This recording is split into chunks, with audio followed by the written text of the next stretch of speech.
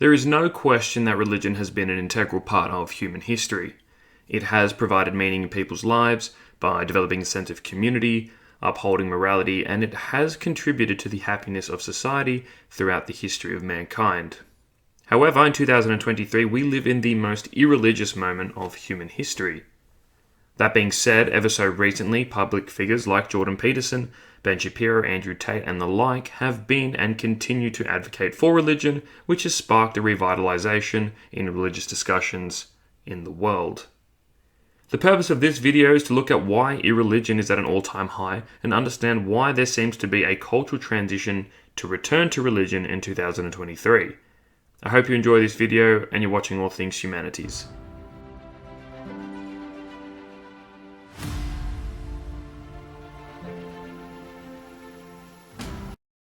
Organisations like the Pew Research Centre seem to predict that the future of religion in Europe and the US is bleak. In Western countries, secularism and non-religion is growing steadily, with a slow decline in other world religions like Christianity. We can attribute this to the disenchantment of Christianity that I have explained in this video. However, it follows that the main reasons why people leave religion is that they stop believing in the religion's teachings, their family was never religious, they disagreed with religious teachings about gay and lesbian people, and the sexual abuse of people by religious institutions like the Catholic Church.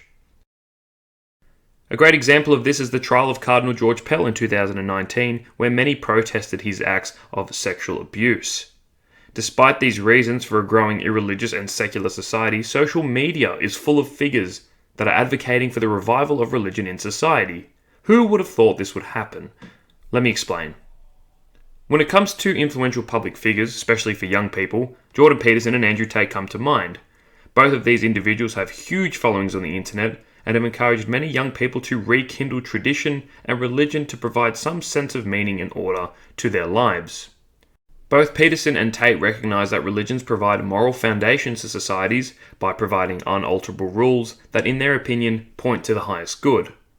For example, Andrew Tate often speaks about how in the Islamic world, Islamic families are having the most kids, and he attributes it to their belief in Allah and their fear of Allah.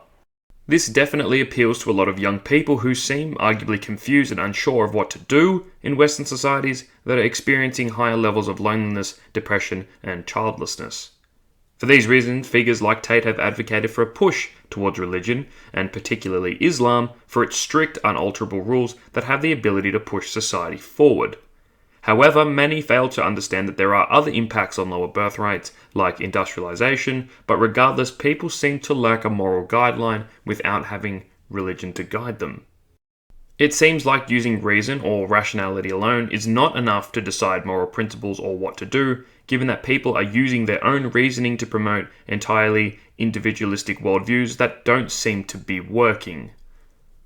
Religion has also advocated for, in response to the transgenderism crisis experienced in the 21st century.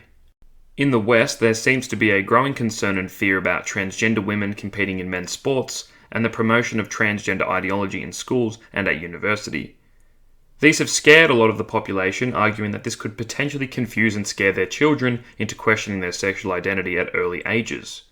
Social media platforms like TikTok, YouTube, and Instagram all display content showing how transgenderism and gender fluidity is finding its way in schools and in public institutions, with school teachers promoting gender fluidity in classrooms.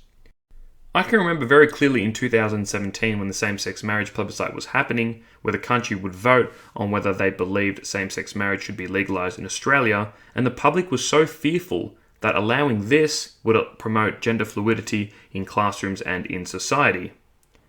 Interestingly enough, many people have treated the transgender issue as problematic, with a significant backlash happening in the public and on the internet. While I'm no expert in the issue of transgenderism and I'm not willing to claim I know everything about it, I think it's fair to say that there is a strong public backlash against these issues in Western societies. Moreover, it's another reason why social media platforms are riddled with criticisms of transgenderism and advocate for religion to fight against it. This is worth noting that while we live in a disenchanted society where people struggle to believe in the supernatural and the omniscience of religious teachings, people seem to return to their local mosque, temple, or church in light of this moral confusion. Like we stated previously, the mistreatment of LGBT people by religious organisations has drawn people away from the church, but the issue of moral relativism and, for example, transgender ideology has actually brought people back to religion. After all, other famous YouTubers like Hamza claim that he is reading the Quran, and Andrew Tate converted to Islam in October last year. While these people may not believe in every Islamic doctrine and teaching, religion is being gravitated towards in the 21st century, when we all thought that religious belief would eventually dissipate into non-existence. You may have even seen the rise of trads or chads, which resemble masculine men that live traditional lifestyles, marry and have kids, and attend church on a weekly basis. Once again, despite the disenchantment and secular culture that exists today, there seems to be a gradual transition back to tradition and therefore religion. It seems that regardless of what people truly believe about LGBT people, for example, and the nature of the world itself, there seems to be a need for human beings to have a moral foundation to premise their lives off.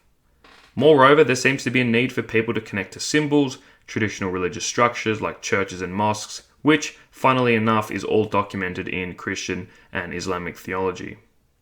I can remember Lawrence Krauss, the profound physicist and atheist, claiming that science would bury the Abrahamic God, but this seems to be far from true. After all, many people are seeing religion not as a matter of academic or intellectual scrutiny, but rather to fulfill a need for a sense of community and a moral foundation to live their lives. The interesting part is that while the Age of Enlightenment arguably killed God, it really did not in some sense. Regardless of the historical and theological understandings of these world religions, religion seems to be connecting to people in ways that we never thought would have happened. Thank you for watching this video. I hope you enjoyed it. If you did, consider subscribing and liking the video for more content like this.